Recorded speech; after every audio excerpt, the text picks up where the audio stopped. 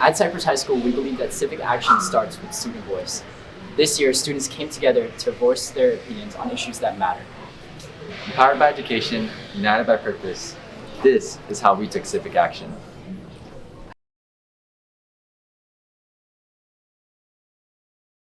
So in 2019, we had a pretty big year. We had been doing civic action projects in our senior classes. And so in 2019, we applied for the Democracy School designation and we got it. We also applied for the Civic Learning Award and we won the Civic Learning Award of Excellence for the state of California in 2019. Since then, we've continued to grow in our civic learning opportunities at Cypress High School. So not only have we sustained the civic action projects, which every senior is supposed to do at Cypress High School, but we now have Social Justice Day. We just completed our second annual event where students have the opportunity to showcase their work, and it's based around the United Nations Sustainable Development Goals, and it's an actual designated international day. So we participate in it by having a showcase where students are able to have exhibits where they can exhibit their civic action projects and engage people, fellow students, teachers. We invite community members to attend, and they also can give soapbox speeches, they can showcase their art, they can do performances all around the social justice sustainable goals.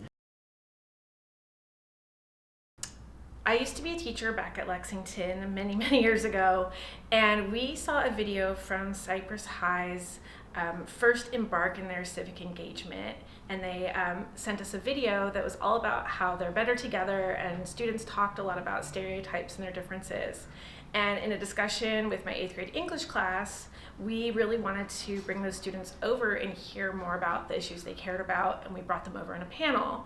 And that caused our 8th graders to want to have like a day devoted to tolerance, and they brought in other people who talked about issues they cared about. And after that, some teachers thought the event was pretty inspiring, and they got together and decided to start a full-on summit the following year. We wanted it to be more based on students' ideas and things they cared about and more solution-oriented. So we made a 2-day summit. The first day, which is still how it's structured now, the first day is 7th graders who make interactive booths about issues they care about. That might be face painting for a cause, or it might be, hey, can you sort these toys to see if they're gender specific, sort of asking students to like identify their own biases. And then the second day is like really like strong speeches, like soapbox speeches, PSAs, with the 8th graders standing up about issues they care about. And then in the last 3 years, we've had Cypress Theater come on the 3rd day to help students role play through like injustices they see in their daily life through some improvisational theater. And then I know they spend the last day reflecting. So when I came over to Cypress, that was our inspiration for the structure of Social Justice Day, was to build off of that, because at Lexington it's based in their English class. So at Cypress we wanted it to be completely student run. So students submit their own entries, or their clubs submit an entry, or they submit assignments from a class, but to really build on the idea of, okay, learning about civic engagement is part of our schooling for these 6 years, and as we grow, it should become more about ourselves, the actions we take, and celebrate how we contribute to our community. We've kind of aligned our Social Justice Day and kind of more our civic action around the UN 17 Sustainable Goals. These goals are basically goals that the UN has kind of identified for a better future for, humankind. And us at Cypress, especially in the social science department, we've kind of started to gear some of our projects around these goals, right? So for mine particularly, we have a trifold on the progressive movement in the era and the change that was trying to be made.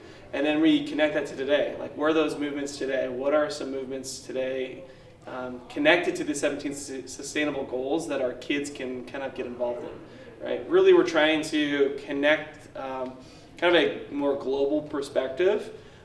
And so we have projects, trifolds, videos, performances, spoken word, really all kind of trying to gear towards having voice be heard around these things that they feel that are important to them.